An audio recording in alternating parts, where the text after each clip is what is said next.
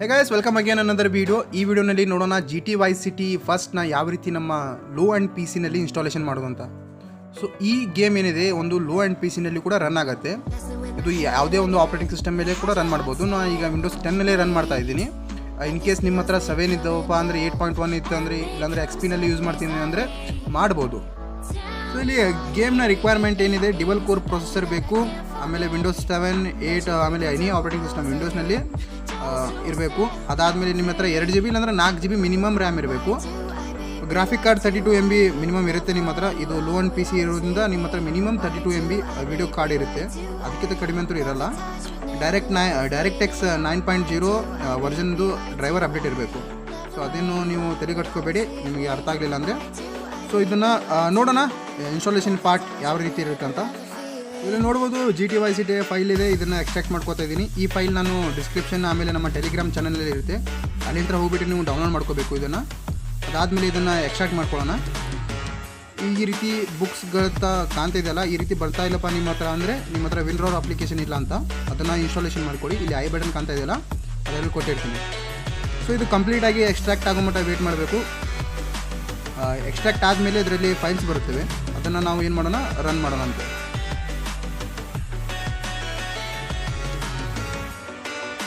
So ಈಗ ಕಂಪ್ಲೀಟಾಗಿ extraction ಆಗಿದೆ. ಅದರ ಫೈಲ್ನ ಓಪನ್ ಮಾಡ್ಕೊತೀನಿ. ಎಕ್ಸ್ಟ್ರಾಕ್ಟ್ ಆದಮೇಲೆ ಆ ಫೋಲ್ಡರ್ ಕಾಣ್ತಿದ್ದೀರ, ಅದನ್ನು ಓಪನ್ ಮಾಡ್ಕೊಂಡಾಗ ಇಲ್ಲಿ GTA ಸಿಟಿ ಫೋಲ್ಡರ್ ಬರುತ್ತೆ, ಅದನ್ನು ಓಪನ್ ಮಾಡ್ಕೊಳ್ಳೋಣ.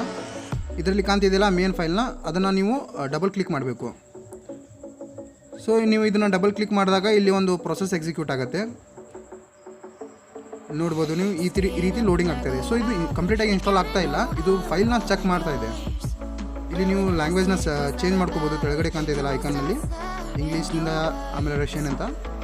ಇದು ಕಂಪ್ಲೀಟಾಗಿ ಚೆಕ್ ಮಾಡುತ್ತೆ. ಚೆಕ್ ಮಾಡಿದ ಮೇಲೆ ನಿಮ್ಮ ಫೈಲ್ಸ್ಗಳು ಕರೆಕ್ಟ್ ಇದ್ದಾವೆ ಇಲ್ಲ ಅಂತ ಇದು ಕಂಪ್ಲೀಟ್ ಆಗೋ ಮಟ್ಟ ವೇಟ್ ಮಾಡಿ. ಅದಾದಮೇಲೆ ಇದು ಇನ್ಸ್ಟಾಲೇಷನ್ ಪಾರ್ಟಿಗೆ ತೆಗೆದುಕೊಂಡು ಹೋಗುತ್ತೆ. 98% ಕಂಪ್ಲೀಟ್ ಆಗಿದೆ. ಸೊ ಈಗ ಇನ್ಸ್ಟಾಲೇಷನ್ ಪಾರ್ಟಿಗೆ ಹೋಗ್ತಾ ಇದ್ವಿ ನಾವು. ಅದೇ ನೀವೇನು ಮಾಡೋ ಈಗಿಂದ.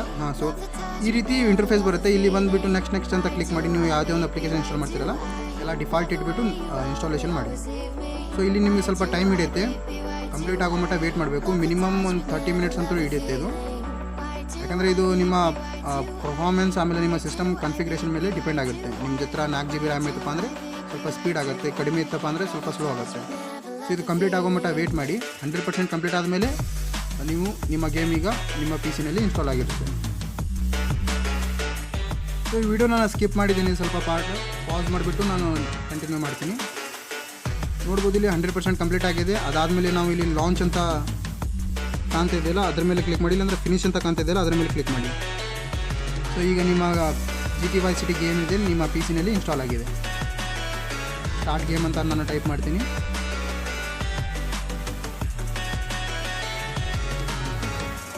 ಈ ರೀತಿ ಬಂದರೆ ನಿಮಗೆ ವಿಂಡೋಸ್ ಇನ್ಸ್ಟಾಲೇಷನ್ ಮಾಡ್ಕೊಳ್ಳಿ, ವಿಂಡೋಸ್ ಫೀಚರ್ನ.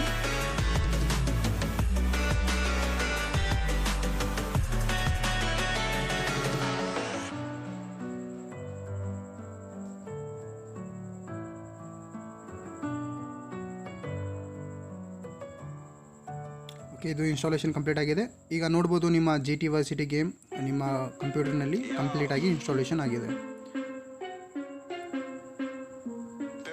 ಸೊ ಇದರ ಇಂಟರ್ಫೇಸ್ ಈ ರೀತಿ ಇರುತ್ತೆ.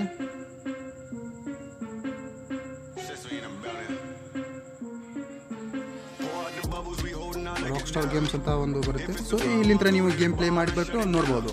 Thank you guys watching for this video. ಇದೇ ರೀತಿ ವೀಡಿಯೋಸ್ಗಾಗಿ keep supporting our YouTube channel.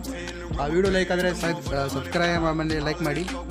Next ನಿಮಗೆ ಏನಾದ್ರು ಕಂಟೆಂಟ್ ಬೇಕಾಯ್ತಪ್ಪ ಅಂದರೆ ದಯವಿಟ್ಟು ಕಮೆಂಟ್ ಮಾಡಿ, ಅದನ್ನು ತಕ್ಕಂಗೆ ನಾನು ಆ ವಿಡಿಯೋನ ನೆಕ್ಸ್ಟ್ ಪಾರ್ಟಲ್ಲಿ ಮಾಡ್ತೀನಿ.